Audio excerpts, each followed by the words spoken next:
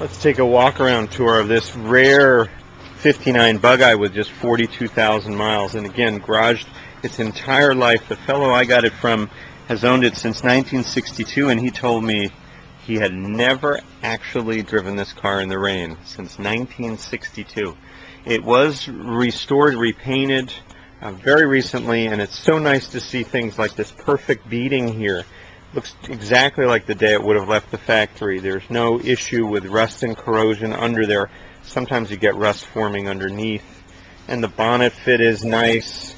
You don't have any of the rocker panel issues that we often find on bugeye bodies. And this area is also excellent. Back here, tiny little blisters here. And that's common. It's solid on the back. Then we have no issues all along here. Couple little blemishes here. That's a tiny downgrade, but again, it's a solid car.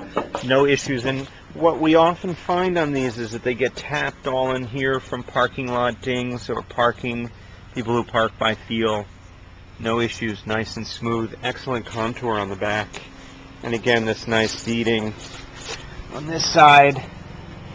No blisters here, and none here.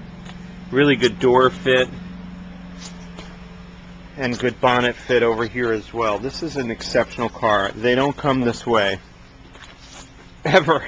It's really a privilege to have found one that has such a nice historical story. The interior was redone with carpet and seats. We've got a new tonneau here, which is really nice. The dashboard will need to be recovered. It's faded. It looks actually exactly like the picture from the 60s of the racing car, but we've got the right gauges, they all work, and the right switches. Newly painted shift tower, and the underside is exceptional here. The hinges are exceptional, this whole area. This is an amazingly solid car. I think you'll be hard-pressed to find one that's like this. It's not exactly original in that it's been recently restored, but it has such a great history, and again, just 42,149 miles. I don't know that I'll ever find one quite like this, and it looks really quite lovely. 1959 bugeye. Let's take a tour of the engine of this Sprite. This was the former race car, and it's been converted to this wonderful flip-up nose. I love this because look at the access you get. No issues working on this engine, and it's really quite a delight. Here are the cables that hold the nose upward, and it's mounted on the bumper bracket there. It's really a quite nice job.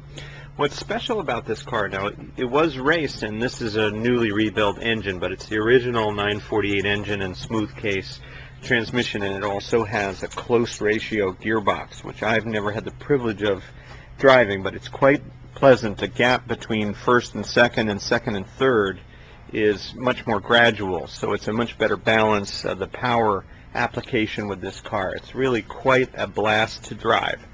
The nose, what we want to see here that's exciting is that there's really no damage all along the seam. There's no repair that's been done. It's not like this car was smashed. You're seeing as close to an original nose as you can see. Oftentimes, all in the headlight buckets here, you'll see rust repair or dents that have been repaired in the front, and there are none here. This valence panel, too, on the bottom is often really in lousy shape from rust, but this car lived in a garage since 1962, which is just remarkable. Really rare to find that. We also have these nice 175/70 series raised white letter tires, and then these are the later Sprite rims. They're actually not correct, but the owner told me that for racing these are much stronger, and that's why he put them on the car in the 60s. We have this really nice also solid battery box and tray. This heater I just put back in. It wasn't in the car, obviously. He never needed it, but we'll need the hoses to connect that. That's obviously no big deal. And there's a lot of nice, solid, newly painted metal up here for you to enjoy.